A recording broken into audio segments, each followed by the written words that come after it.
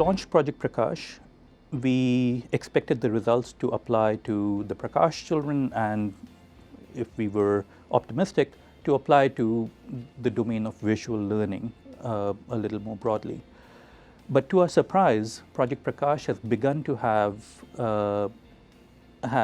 an overlap with studies of autism. In looking at the visual proficiencies of the newly sighted children, we were finding certain impairments in their abilities that were very reminiscent of the impairments that have been reported for children with autism with seemingly normal sight. Individuals with autism tend to focus on the details rather than the wholes. The tendency to lose the forest for the trees, or the tendency to over-fragment a given visual image. That notion of over-fragmentation was something that we were seeing with the newly sighted children as well. A Prakash child, after initially showing this over-fragmentation, will over time overcome this difficulty, whereas a child with autism seems to be stuck with this mode of over-fragmentation. So the natural question was, what is helping the Prakash child overcome this challenge?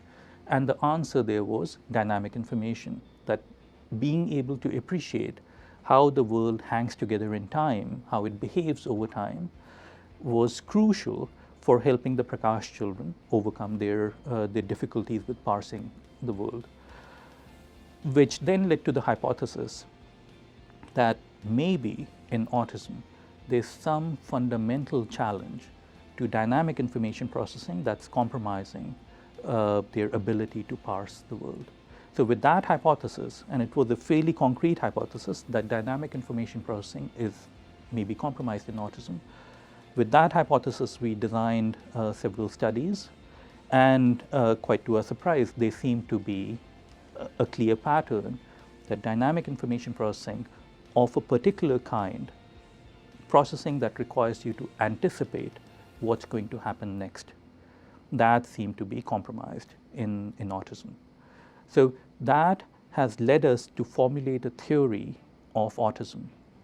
We call it the predictive impairment in autism theory, which, even though it's we are just at the starting blocks, we've just proposed a theory, we have formulated some experiments, we are conducting some experiments.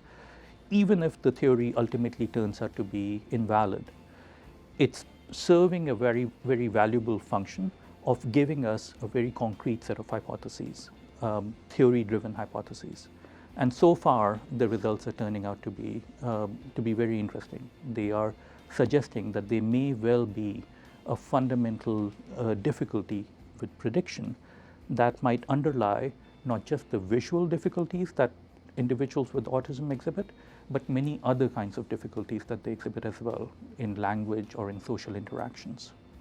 So the Prakash children, for instance, they have led such deprived lives due to their blindness that even after they gain sight, they are very withdrawn, very shy, and they don't have too many opportunities to socialize. And I felt that art might provide a nice conduit for those kinds of things that they're lacking. So when the Prakash children come to the hospital, after they have their surgeries, we have them engage in a day of making art. We call this program Unruly Art, art without rules, to splatter paints, to walk around on canvases that they have splotched paints on, just to get them to play with colors and forms, and also to interact with each other. And the creations that come out of it are actually very beautiful. In fact, some of the paintings that you see around this office have been done by the Prakash children, and they look beautiful to us. So when the children see us admiring the paintings that they have made, it changes how they think about themselves. It gives them a boost of confidence, and perhaps even more significantly, when the parents of those children see us, and we are the esteemed visitors from the US, so when the parents see us admiring their children's paintings, it changes how they think about their children. Because until that point, society has been telling these parents that their children are not going to amount to very much. and for them to see a message in the contrary direction, that's very significant.